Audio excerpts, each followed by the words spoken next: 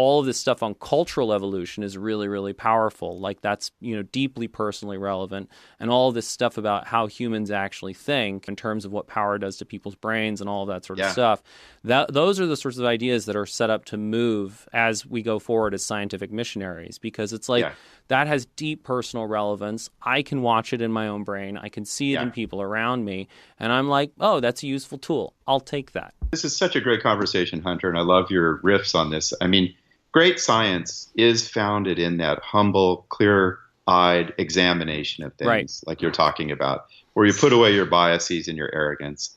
It's also founded, as you've been championing today, in deep intuition, right? And we often dismiss intuition, but I'll give you a couple of examples. One is, of course, Darwin, who was blown away by the beauty of natural patterns, and he had to explain that scientifically, and that led to his theory of evolution. That was an intuitive response to nature and natural patterns. It's interesting. We learned a lot in physics by trying to make sense of what rainbows are, right? And there's this wonderful book by Harvard professor Fisher on how Newton and Descartes and others struggled with making sense of why do we perceive the patterns of color in a rainbow, and that led to scientific discovery. But it emerged out of emotion and intuition. Like, this is so beautiful. Let me make sense of it. And I hope in this reformation of science, we stay close to the appreciation of the beauty of human nature and keep at it, understanding what that is. Well, on that note, I think that's the thing. I think that if we have to win, if we're going to win hearts and minds, I think we have to.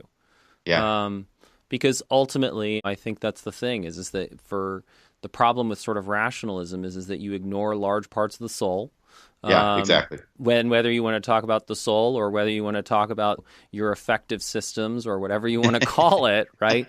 There are large parts of human nature. Man cannot live by bread alone. And we need this diversity of emotions. We need sadness. We need powerlessness, but we also need power, and we need joy, and we need a full range of experiences.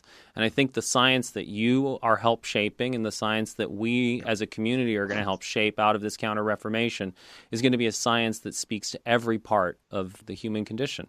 And it's going to be the best science that there's ever been. We're going to have all the best science. I'm going back to the lab. I feel inspired. Yeah, let's do it. Let's do it.